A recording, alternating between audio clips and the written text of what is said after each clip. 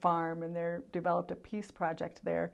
If you would like to join us, join the conversation, the telephone number is being flashed up on the screen, I'm sure, just as we speak. Just give us a call, and we will have you join the conversation if you have a question for us. So one of the things you were talking about was how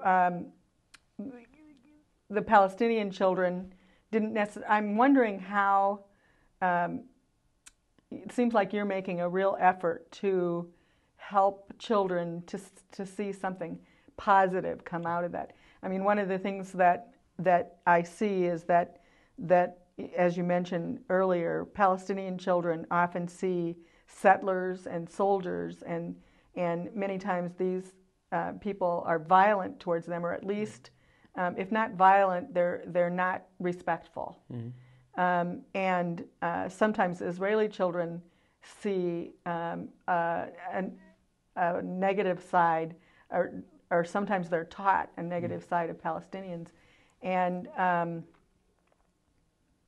it's difficult for them to learn to love each other or to respect each other in that kind of environment. Yeah, I mean it's very difficult. Of course, when you talk about peace and you don't see the fruits of peace, right. It's very difficult to help people understand.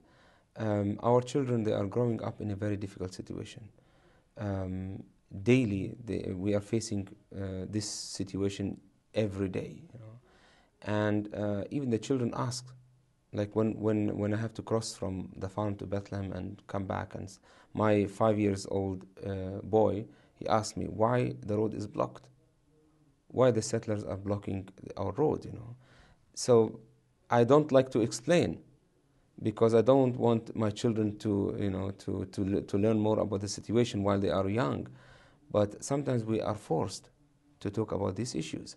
So what we are trying to do is, with the Palestinian children, we do summer camps for them, especially in July, where they have summer holiday. And we invite about 50 young children to participate with the summer camp, both Christians and Muslims, on our farm. And we invite international volunteers to work with them. And we do creative workshops. So this year, the title of the camp was Bringing Nature to Life, and Learning Hope and Planting Peace. So what we did is we worked with them on creative workshops, like painting on stones, on rocks, mosaic. And the idea is we want to achieve something out of nothing. And we want just to motivate the children, to show them that things are possible, even the situation is very hard. And why to think in a negative way? We have a lot of negative examples surrounding us. We have a lot of negative stories happening. But why not to focus on the positive things?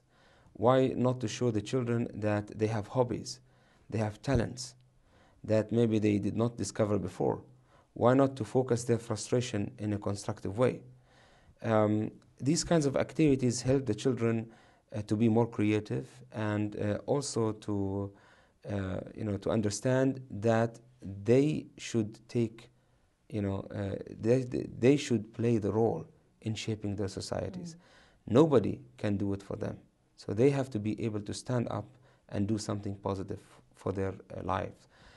We have traumatized children living in refugee camps, having a bad experience.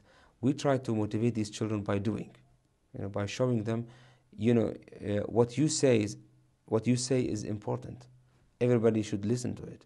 Your ideas are creative ideas. So to motivate them from down to up, because we want the positive things that they are having in their lives to grow, not to distract it, to distract them. And we try to do with music, with theater. And at the end of the camp, we try to invite the parents, and we try to motivate the parents through their children, because we want the parents to see what their children learned during the 2 weeks summer camp. And how old are these children? They between 8 years old and 13, 14. And where do they come from? They come from Bethlehem area and surrounding, and from the refugee camps. So, and how many children did you say you have? We have every year, like we are working with 50 children. Okay. I mean, we have a big space for more children, but it's too much to work with 100 children. Right. So we try to focus each camp on maximum 50 children, because at the end we are dividing them into smaller groups, and they are working in different, in different places on the farm with the volunteers, but always in small groups. So do you have just one camp a year? No, we have different camps. We have Okay. beginning of the summer. I mean, the first camp we start in March. We have a tree planting camp. So we, it's open for anybody to come for 1 day or for 2 weeks to live there and plant trees.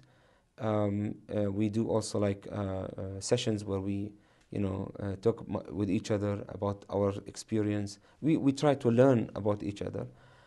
We have also the summer camp with children and a youth camp for teenagers. We have the harvests. We have the grape, figs,